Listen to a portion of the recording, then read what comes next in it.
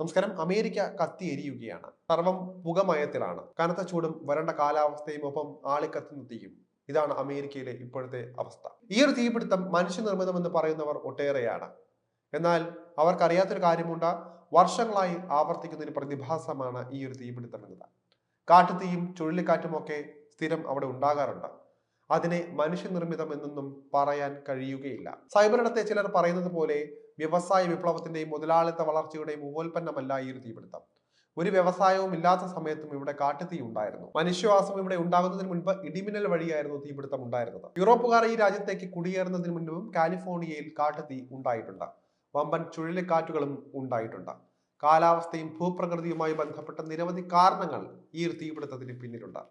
വായുമർദ്ദം, അന്തരീക്ഷ ഈർപ്പം, മണിക്കൂറിൽ 160 കിലോമീറ്റർ വരെ വേഗത്തിൽ ആഞ്ഞടിക്കുന്ന കാറ്റ്, അങ്ങനെ നിരവധി കാരണങ്ങളാണ് ഇതിന് പിന്നിലുള്ളത്. ഡിസംബർ മുതൽ ഫെബ്രുവരി വരെ സാധാരണ US ശൈത്യകാലമാണ്. മെയ് മാസങ്ങളിലാണ് സാധാരണയായി ഇവിടങ്ങളിൽ കാട്ടുതീ ഉണ്ടാകുന്നത്. വെസ്റ്റേൺ ഫയർ ചീഫ്സ് അസോസിയേഷൻ പറയുന്നതനുസരിച്ച് സാധാരണ കാട്ടുതീ സംഭവിക്കുന്ന സമയത്തല്ല ഇപ്പോൾ ഇവിടെ കാട്ടുതീ ഉണ്ടായിരിക്കുന്നത്. സാധാരണഗതിയിൽ മെയ് മുതൽ ഒക്ടോബർ, നവംബർ വരെയുള്ള സമയത്താണ് തെക്കൻ കാലിഫോർണിയയിൽ കാട്ടുതീ ഉണ്ടാകാറുള്ളത്. വർഷം തോറും ഇവിടെ കാട്ടുതീ പടരുന്നുണ്ട് എങ്കിലും ഇത്രയും ഭീകരമായി വന്നത് ഇതാദ്യമായിട്ടാണ്. കാലാവസ്ഥാ വ്യതിയാനമാണ് ഇതിലെ പ്രധാന പ്രശ്നമായി ശാസ്ത്രലോകം കാണുന്നത്. കഴിഞ്ഞ 1200 വർഷത്തിനിടയിലെ ഏറ്റവും വരണ്ട കാലാവസ്ഥയിലൂടെയാണ് ഇപ്പോൾ അമേരിക്കയുടെ തെക്കു പടിഞ്ഞാറൻ മേഖലകൾ കടന്നുപോയിക്കൊണ്ടിരിക്കുന്നത്. നീണ്ടകാലത്തെ വരണ്ട കാലാവസ്ഥയും കഴിഞ്ഞ 2 വർഷത്തെ ആർദ്രത കൂടിയ ശൈത്യകാലവുമാണ് ഇപ്പോഴത്തെ കാട്ടുതീയുടെ പ്രാഥമിക കാരണമായി പറയുന്നത്. ഇത്തരത്തിൽ വരണ്ട കാലാവസ്ഥയാണ് തീകെടുത്തൽ പ്രയാസമാക്കുന്നത്. 8 മാസമായി മഴ ലഭിക്കാത്തതിനാൽ തന്നെ ലോസ് ആഞ്ചൽസിലെ കാലാവസ്ഥ അത്രയും വരണ്ടതാണ്. മഴയില്ലായ്മയും ഉണക്കമരങ്ങളുമാണ് തീ പടരാൻ കാരണമായിരിക്കുന്നത്. ഇതിനൊപ്പം മേഖലയിൽ വീശിയടിച്ച ശക്തമായ വരണ്ട കാറ്റാണ് തീ കൂടുതൽ ഇടങ്ങളിലേക്ക് പടരാൻ ഇടയാക്കിയത്. കാലിഫോർണിയയിൽ ശൈത്യകാലങ്ങളിൽ സാധാരണയായി കാറ്റ് വീശാറുണ്ട്. അത്തരമൊന്നാണ് സാന്റ അന. വേണമെങ്കിൽ അമേരിക്കയുടെ മധുരനൊമ്പര കാറ്റെന്ന് പറയാം. ചെറിയ രൂപത്തിലുണ്ടായ കാട്ടുതീയെ ഇത്രയും വലിയ ഭീമാകാരമായ കാട്ടുതീയായി മാറ്റിയതിന്റെ പങ്ക് സാന്റ അനയ്ക്കുണ്ട്.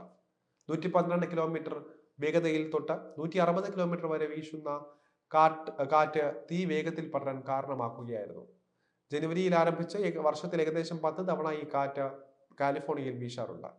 1948 മുതൽ 2018 വരെ 3258 തവണയാണ് സാന്റ അന വീശിയിട്ടുള്ളത്. ദിവസങ്ങളോളം തുടർച്ചയായി കാറ്റ് വീശുമ്പോഴാണ് ഒരു തവണ കാറ്റ് വീശിയതായി വിലയിരുത്തുന്നത്. അങ്ങനെ 1948 മുതൽ 2018 വരെ വീശിയ കാറ്റുകളിൽ 643 സംഭവങ്ങളും 36 ദിവസം നീണ്ടു നിന്നതായി ഗവേഷകർ പറയുന്നുണ്ട്. ഒക്ടോബർ മുതൽ ജനുവരി വരെയുള്ള മാസങ്ങളിലാണ് കൂടുതലായും സാന്റ അന കാറ്റ് വീശുന്നത്. എന്തായാലും ഈ ഒരു തീപിടുത്തം ഉണ്ടായതിന് പിന്നാലെ നിരവധി പേരാണ് അമേരിക്കയെ ക്രൂശിച്ച് രംഗത്ത് വന്നത്. ഗസയെ ദ്രോഹിക്കുന്ന ഇസ്രായേലിനെ സപ്പോർട്ട് ചെയ്യുന്ന അമേരിക്കയ്ക്ക് കിട്ടിയ ദൈവശിക്ഷയാണിതെന്നൊക്കെ പറയുന്നവർ നിരവധിയാണ്. അവർ മനസ്സിലാക്കേണ്ട കാരണങ്ങളാണ് ഇപ്പോൾ ഉദാഹരണ സഹിതം പറഞ്ഞത്. കേരളത്തിലെ പശ്ചിമഘട്ട മലനിരകൾ മൊത്തത്തിൽ ഉണങ്ങി നിൽക്കുകയും അവിടെ 160 കിലോമീറ്റർ വേഗതയിൽ ഒരു ചൂട് കാറ്റ് അടിക്കുകയും ചെയ്താൽ നമ്മുടെ അവസ്ഥ എന്താകുമെന്ന് നമ്മൾ ഓർക്കേണ്ടതുണ്ട്.